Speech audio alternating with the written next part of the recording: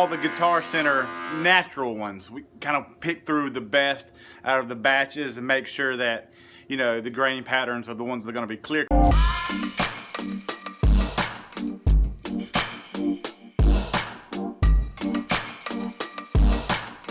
He's not. You're lying. He's not. They're all three completely obviously. Just a little lower.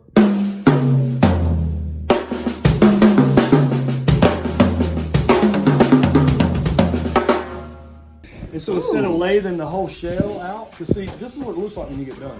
Right. With a segment, and then you have to lathe it out. Okay. So Michael was like, well, let's just leave the inside and see what it sounds like. Oh, that's real high.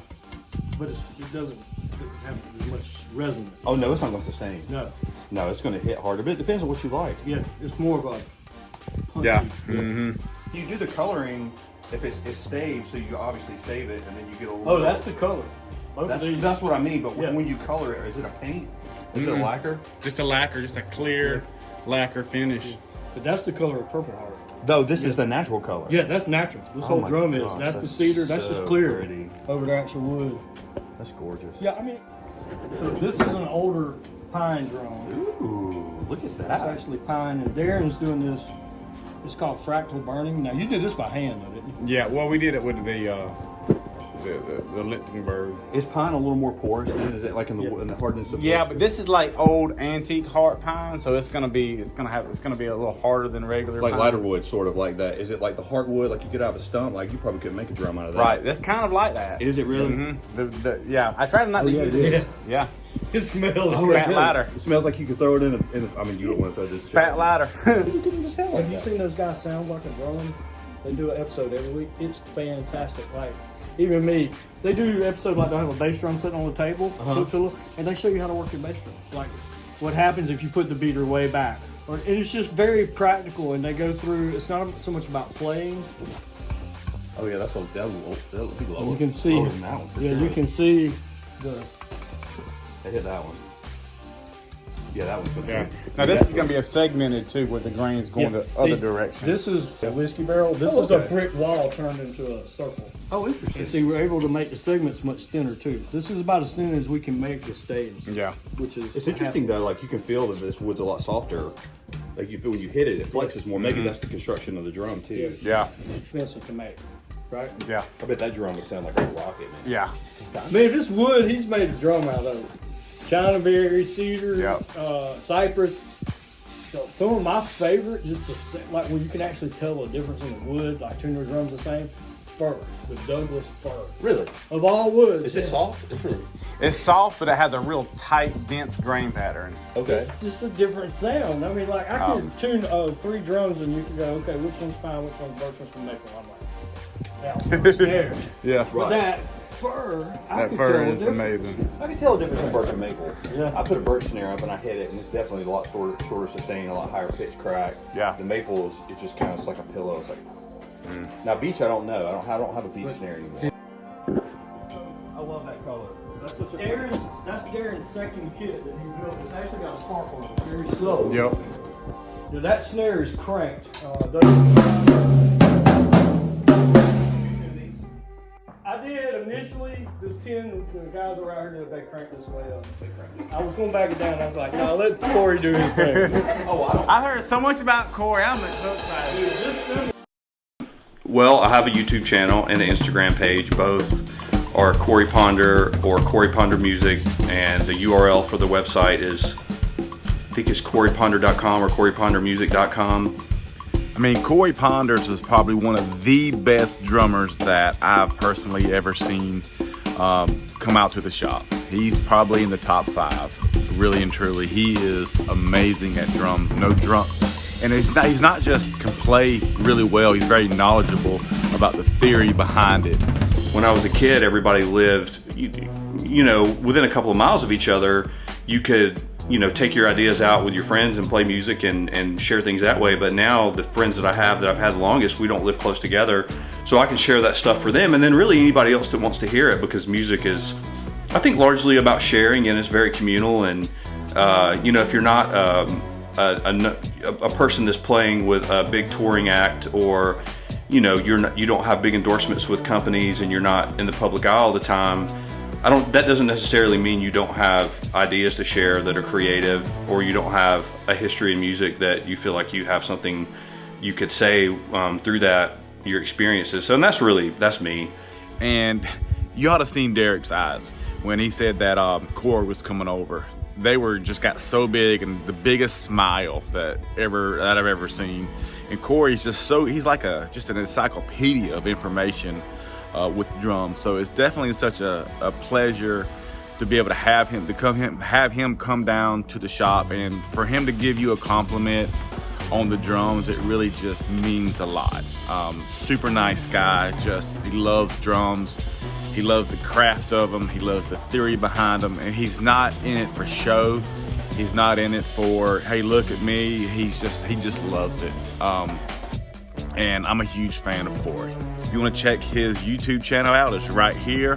He does a lot of drum tutorials, and he's amazing. He's really good.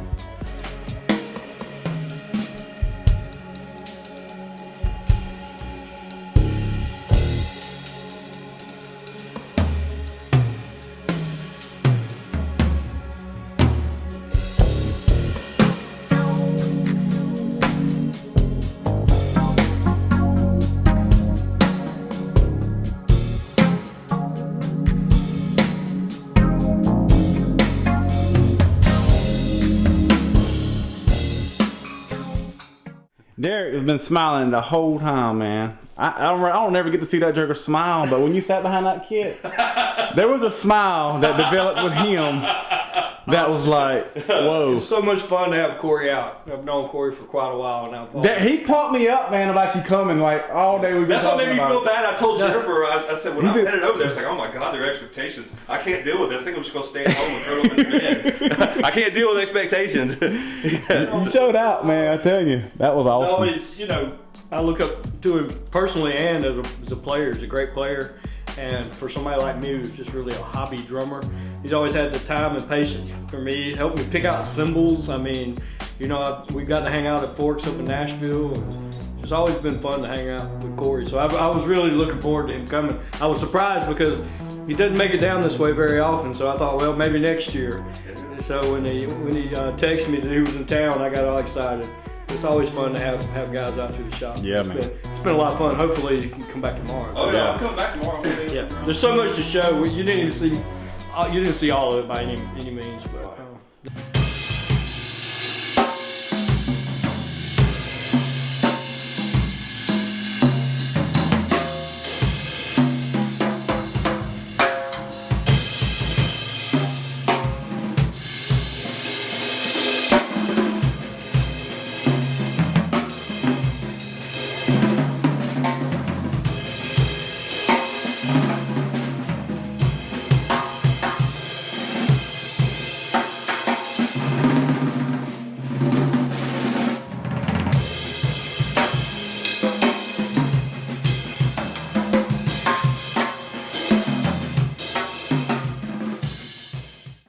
That's it. I love playing. I always have. That's really all I thought I would ever do. And I've spent a large part of my life trying to be a good drummer. I had really good teachers. I ran into at a Blockbuster video, I ran into one of my band directors probably 15 years ago. And I told him thank you for teaching me how to play big band music, and thank you for teaching me how to listen to a band while I was playing and not just step on everybody else's toes. And then also, I told him thank you for teaching me how to read music, because for me, I think a lot of kids, they can do some basic reading, and then there are people that can't. But for me, it's not like I actively read on gigs, but it's more that I understand the way music works in the framework of a song or a time signature or a bar of music. Like, I know that you can fit 16/16 notes in a 4/4 bar. If you divide it up into fives, you can fit 20, and then if you can do, divisions of 4 into 5, and so you can play over the bar line depending on what the subdivisions are. And I don't always actively think like that, but when you slow things down and you practice, that's how you get better, is you figure out the math sort of in between the lines, and that helps you take your ideas from the embryonic state where something very small out to a gig where you're playing in 4, but you want to play subdivisions of 5 and 4, but maybe you want to subdivide the groups of 5 by 4. Well, how do you do that? How does that work musically, and how does that work in a solo setting? If you know and you've practiced it, then when you get on the gig and you're playing the quarter notes here and you're playing your subdivisions, and you just know it's just music. It comes out. It doesn't come out. You're not thinking, oh, I have to do this division. It's just there because it's muscle memory. And that's the part of practice that I enjoy, is taking ideas from sort of this embryonic state, and you take it out, it becomes a musical idea. That's music, that's practicing, that's getting better, that's being a better musician. I mean, there's vibe to it, and I get it. Like, if you want to play a small kit and everything's about having everything really laid back and having real soft tones, I think that's important too. But I think for people who are interested in more than that, I think learning how to take your ideas that you're hearing, maybe in an abstract form outside of music, and then putting them in music, that's the exciting part. And the drummers that I've always enjoyed listening to, like Vinny Colaiuta or Dennis Chambers or Gergo Borlai or any number, Ronald Bruner or Justin Brown, they have these ideas that are seemingly abstract and they don't really fit in a musical context, either rhythmically or tonally, but they take them and they make them work. And I think that's the fun part. That's the interesting part. If you have like a proclivity or an inclination to like dig into music in that way, that makes it fun. And you have great sounding drums. They sound awesome. I love all of them. Buy some Outlaw drums. They sound great.